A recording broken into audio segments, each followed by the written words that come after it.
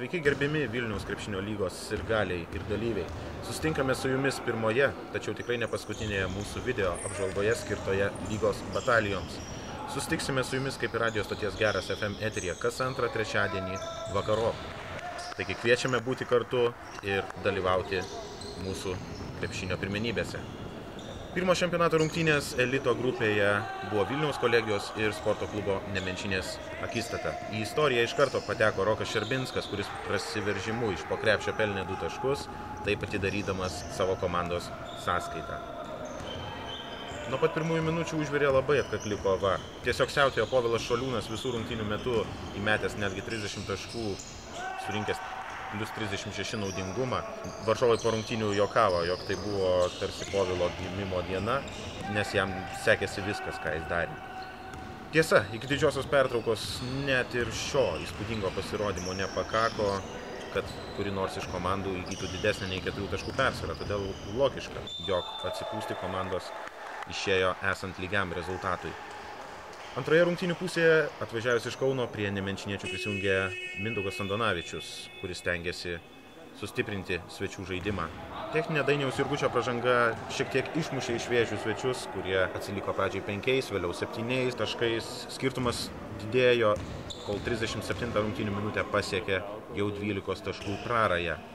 Ir Vilniaus kolegija patikėjusi pergalę vos neliko nubausta, nes į lemiamą šturmą kilusi Nemenčinė paskutinės atakos metu galėjo ne tik išlyginti, tačiau ir persverti rezultatą. Na tiesa, nepasisekė Martynui Karavičiui, kuris praktiškai iš dėkingos situacijos nesugebėjo pataikyti 2-taškio metimo. Taigi pirmoji pergalė čempionate, kurią 92-90 po labai atkaklios kovos iškovoja Vilniaus kolegija, ir ji bent jau pirmai dienai tapo čempionato lyderė.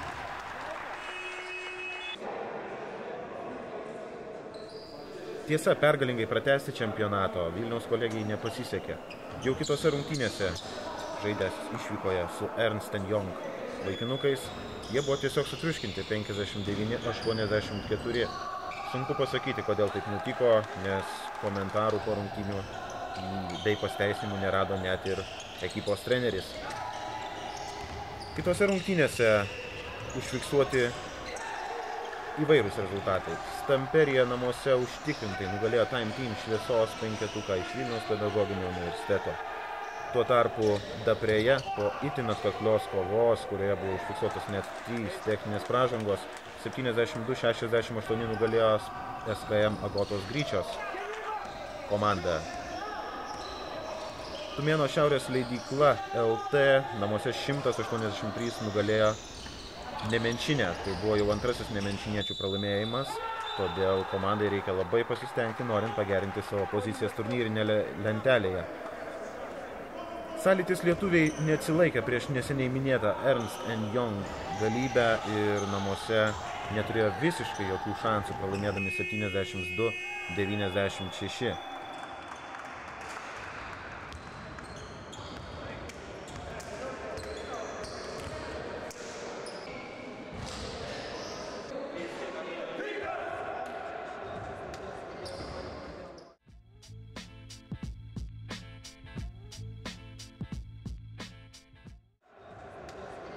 Keliamės į kitą salę, kur matome Sadolin ir Ark studijos rungtynių momentus.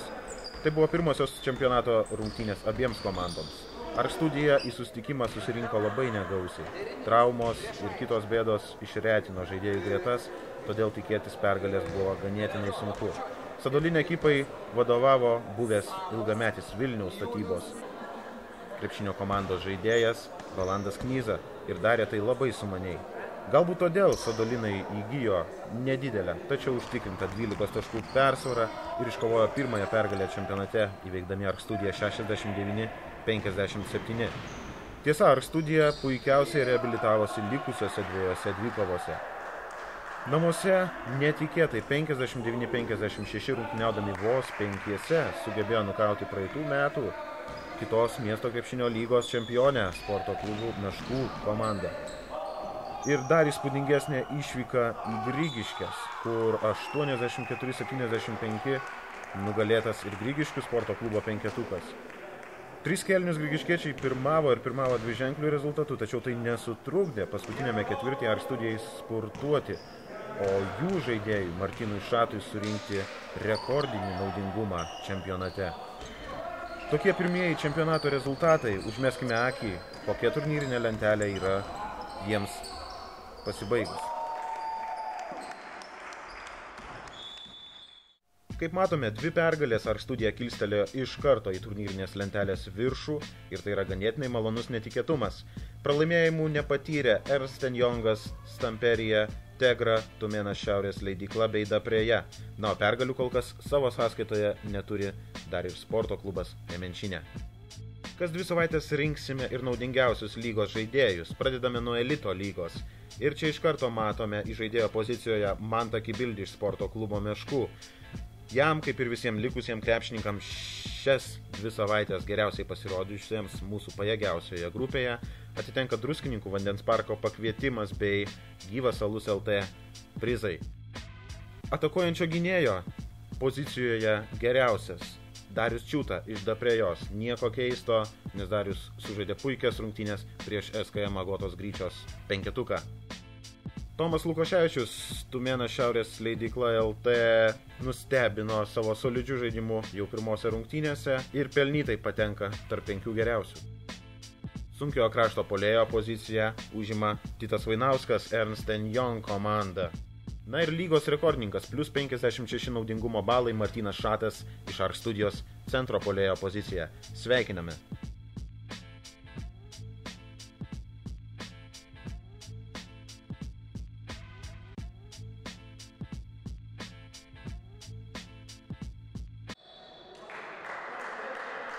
SK Bitino ir KSP dvikova prasidėjo čempionatas ir Basket News LT iššūkio taurėje.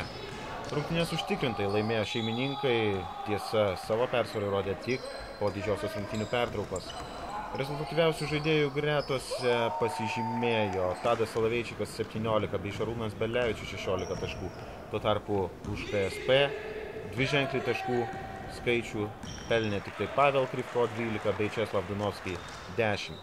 Nepasisekė KSP ir antrose čempionato rungtynėse, kur namie jie daugiau negu užtikrintai pralaimėjo Ekspertizė.com komandai. Tuo tarpu Bitinas savo pergalingą žygį pratęsė ir svečiuose įveikdami pirmose rungtynėse užtikrintą pergalę iškovojusią Mikrodžio ekipą. Ekspertizė.com taip pat laimėjo ir prieš Akciją Krepšinį, taigi kol kas pogrupyje žengia pirmose pozicijose. Apokalipsės raiteliai turėjo 2 labai įdomias dvikovas namuose po įtemptos kovos, 2 taškais pralaimėjo Vilniaus VPP, na, o išvykoje tik 4-ame kėlinuke įrodė savo pranašumą 58-50 prieš Stiklo paslapties LT komandą. Pergalę taip pat iškovojo ir BC Pilaitė, išvykoje nesunkiai įveikusi Gerviečių kraštą. Pažiūrėkime, kaipgi atrodo Basket News LT iššūkio lygos A grupės turnyrinė padėtis. Čia pirmauja Champion komanda, iškovojusi 2 pergalės. Pralaimėjimų dar nepatyrė BC Salininkai ir Skurdas. Taip pat Šarūno Marčiulionio krepšinio mokyklos 83-ųjų, Omnitel bei Elektrėnų sporto centro ekipos. B grupėje pirmauja 2 pergalės iškovojusios Žaibo, Bitino, Vilniaus VPP ir Ekspertizė.com komandos. Kol kas visus 3 pralaimėjimus čempionate patyrė KSP.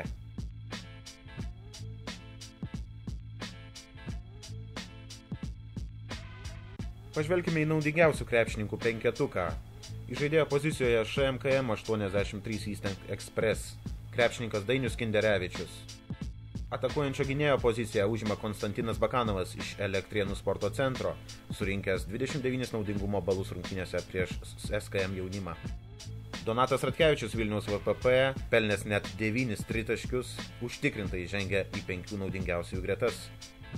Sunkiojo krašto puolėjo pozicijoje normaliok žaidėjas Tadas Markilevičius, surinkęs net 41 naudingumo balą Šalčininkose. Tiesa, tai nepadėjo jo komandai iškovoti pirmosios pergalės.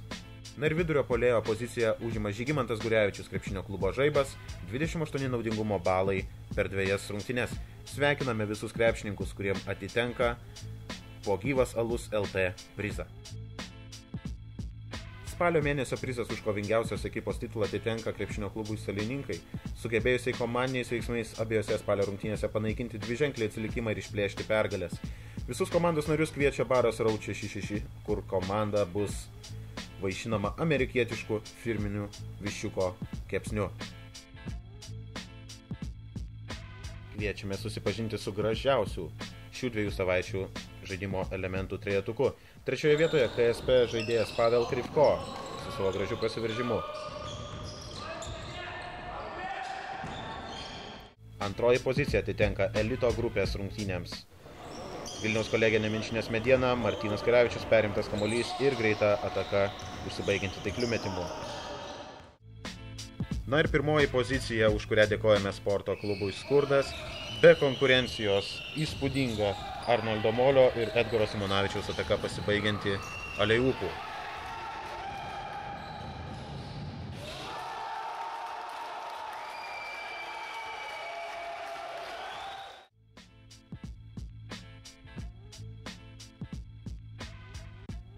Štai ir prabėgo laikas skirtas mūsų video apžvalgai.